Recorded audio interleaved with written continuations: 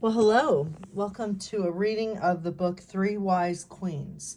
This kind of comes at a really good time because this Sunday is Epiphany Sunday, and it's when we talk about the three wise ones that came to visit Jesus. But I like this book because it explores what it would have been if it was not necessarily three wise men, but three wise queens. So let us hear this book.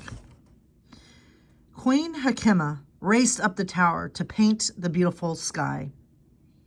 She loved searching the stars and painted them every night. Just as Hakima finished setting out her art supplies, she heard voices singing the most beautiful song she had ever heard. The singing was coming from some high place, far away. When the singing ended, a brilliant star appeared shining brighter than ever the moon.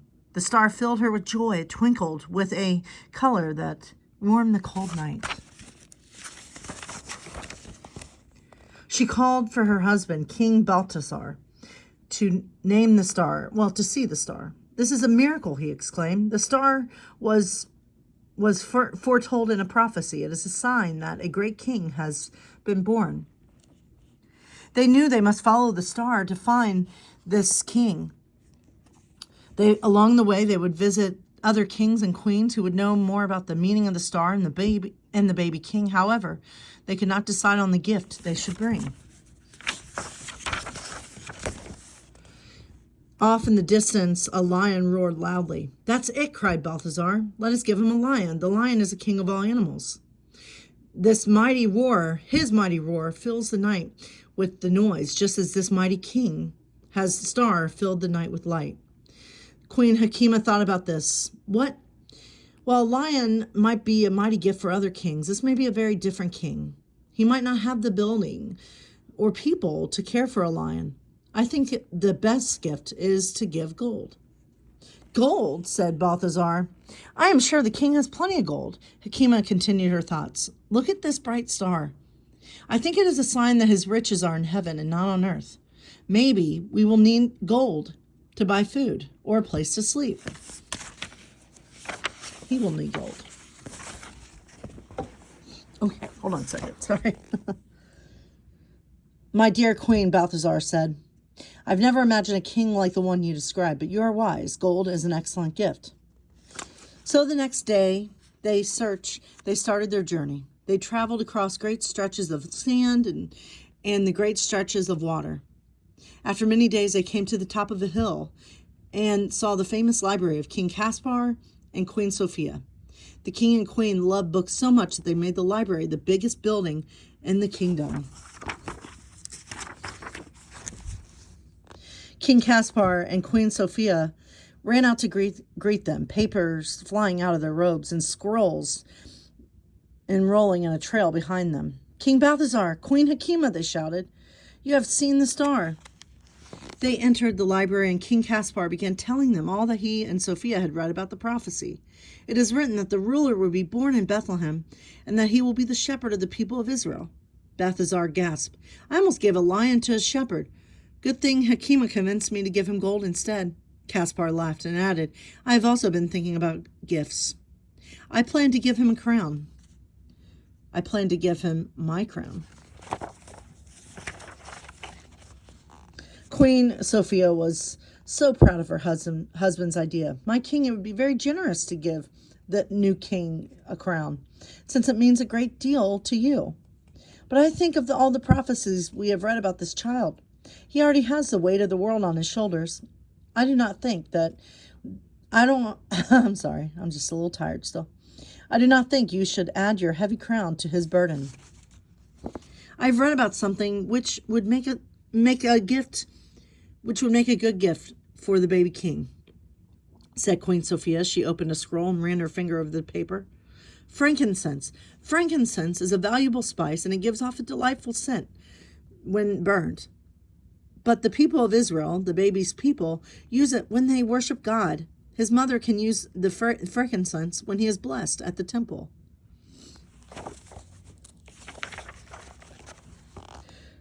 Sophia, you have found the answer. Frankincense is a divine gift, agreed Caspar. The kings and queens packed up their camels and headed to meet King Makar and Queen Mingza, who were older and would know much more about the prophecy. The journey took them over tall mountains and through cold rivers. After many days of travel across endless fields of grass, they reached King Melchior's kingdom. Soon the friends were admiring the lush gardens of Queen Mingzi. The gardens were filled with colorful flowers and blossoming trees from all over the world. They passed a cherry tree, and it sprang to life, shaking and speaking. "Welcome, kings and queens." King Caspar jumped in surprise. "A talking tree?" "Not exactly," laughed Queen Mingzi as she appeared out of the cherry blossoms. "I fear my blossoms have hidden me from your sight. I'm happy you're here," she continued. "Melchior and I have been expecting you." So she took them to the courtyard garden of the castle. King Melchior greeted them and told them more about the prophecies. "The star means the King of Kings and has been born. The king who will bring peace to all people. In all my many years, I never dreamed of such a miracle." "Have you heard the beautiful words used in the prophecies?" asked Queen Mingzi. "They warm my soul. My favorites are Wonderful Counselor, the Prince of Peace, and Emmanuel, which means God with us."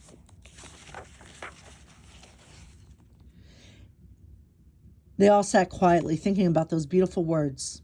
King Melchior stood up and walked over to a large screen.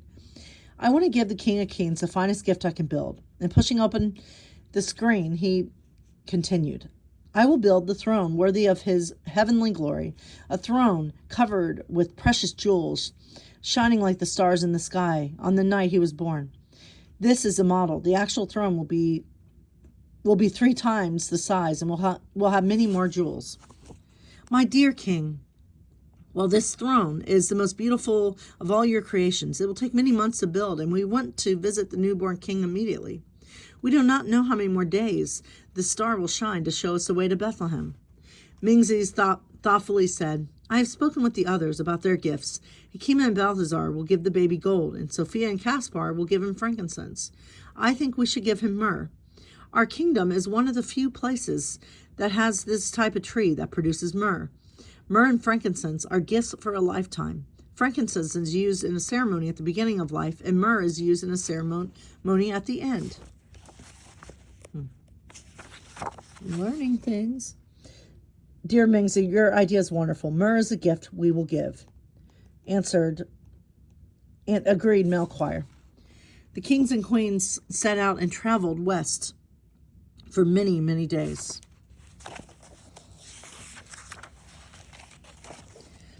As they entered the town of Bethlehem, the star was directly above them. King Balthazar knew they had arrived, but it did not seem possible. Where in this little town was a building for a king? "There he is!" Queen Hakima cried. She jumped up off her camel and ran. At first, King Balthazar thought she was heading toward the inn at the end of the street, but then she stepped inside a stable that was next to it. Inside the stable were a donkey, an ox, sheep, and a man and woman huddled over a manger filled with hay. The other queens rushed in behind her. They gathered around the manger to gaze at the baby and hugged her mother tightly. And hugged his mother tightly, as if she were a long-lost sister. I apologize if my words are getting slurred. The kings looked at one another in surprise. Finally, King Melchior laughed. "None of the prophecies has prepared me for this. This king has no crown, no throne, and not even proper home. In fact, it appears that he was born in a stable among the cows and the sheep." The kings entered the stable, and the man was Joseph, and the woman whose name was Mary. They knelt down beside the sleeping baby, whose name was Jesus, and worshipped him. They presented Mary with the gifts of gold, frankincense, and myrrh. She loved the gifts and said she would cherish them in her heart always. When Jesus woke, Mary invited the queens to meet him. Queen Hakima was first. Tears streamed down her face. I thought I would never see anything beautiful as the star of the filled the night sky. The star that filled me with joy, but nothing compares to the joy I feel when I look at this bright baby. Queen Sophia knelt down and put her finger in Jesus' little palm, and his fingers wrapped around it. I can't believe it. I have read all that has been written about this baby, and now here he is. The words have been made flesh. They have come to life here in Jesus.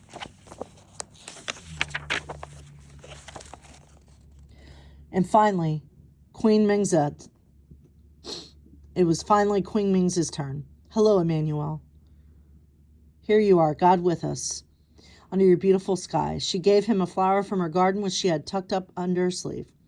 Oh, my little seed, she whispered. You are so small now, but you will take root in the world and grow and grow and grow and change it forever. The end. God bless you all, and I really hope you enjoyed this book, The Three Wise Queens. And thank you for bearing with me. I've just been a little tired today.